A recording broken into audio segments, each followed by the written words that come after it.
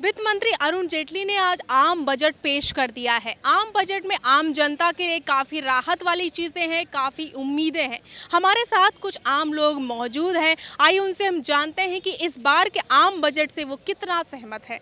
जी, इस बार वित्त मंत्री अरुण जेटली ने रेल बजट के साथ साथ आम बजट भी पेश किया है। आम बजट में कई राहत वाली चीज़ें हैं, कितना आप सहमत हैं उनके इस बजट से? आयकर की जो स्लैब बनाए हैं वो सराहनीय हैं और इनसे मैं उम्मीद करता हूं कि आ, अमीर और गरीब के बीच में खाई जो है उसमें उसको पाटने में मदद मिलेगी। इसके साथ साथ जो टैक्स है उसमें कमी लाई जा रही है। साथ ही 3 लाख से ज़्यादा कैश का लेन देन नहीं होगा, वो डिजिटल हो गया है। युवाओं के लिए नए कॉलेजेस खोलने के लिए बोला गया है।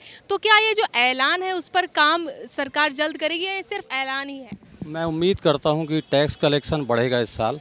जो नीतियां मोदी जी ने लागू की हैं उससे टैक्स कलेक्शन बढ़ेगा और जब कलेक्शन बढ़ेगा तो निश्चित रूप से सारे जो वादे किए गए हैं उन्हें पूरा किया जा सकता है। मुझे लगता है किया जा सकता है। वित्त मंत्री अरुण जेटली ने जो ये बजट पेश किया है उससे आप कितना सहमत हैं? बजट में जो टैक्स स्लैब है जो इसमें विशेषकर मिडिल कैटेगरी यही पिसती है, जो वेतनभोगी हैं, इसमें बिजनेसमैन और दूसरे वर्ग नहीं पिसते हैं। तो टैक्स स्लैब में रेट कम होना चाहिए और छूट बढ़नी चाहिए। और जो डिजिटल लेन देन है, डिजिटल लेन देन में जो एकदम से जो स्टिक कर रही गवर्नमेंट, इतनी सख्ती ठीक नहीं है, क्योंकि हमारे ग्रामीण क्षेत्रों में लोग इतने एडवांस नहीं हैं। वो तो बैंक में जाने से भी डरते हैं, बैंक के लेन देन से भी डरते हैं कि तो एकदम से नहीं होना चाहिए। इसकी लिमिट कम से कम 10 लाख तो होनी चाहिए कैश लेन देन की। किसानों के लिए कई ऐलान किए गए हैं, उनके आगे उनको बढ़ाया जाए, उनका विकास हो, तो उससे आपको क्या लगता है कि किसानों की जो मौजूदा हालात में जो स्थिति है उसमें कितना बदलाव आएगा? किसानों की स्थिति तो बहुत दयनीय है हमारे देश में। बहुत से किसान आत्महत्या कर रहे हैं और उनको विशेष पैकेज देना चाहिए और उनकी स्थिति में सुधार लाना चाहिए। टैक्स पे कंट्रोल होना चाहिए, क्योंकि अभी भी सर्विस टैक्स रेस्टोरेंट्स में लिए जा रहे हैं गवर्नमेंट के नाम से। अगर गवर्नमेंट इतने टैक्स लेके कुछ कर रही है तो दिखे, वो दिखना चाहिए ना। सरकार ने कहा महंगाई पर काबू पाएंगे, क्या? हाँ, कैसे? टैक्स पे करो ना पहले। टैक्स जो है जितना गवर्नमेंट की प्रोग्रेस के लिए, देश की प्रोग्रेस के लिए यूज़ होना है उतना ही लेना चाहिए ना। बाकी का कहाँ जा रहा है? वो काबू होगा तो अपने आप महंगाई काबू आ जाएगी।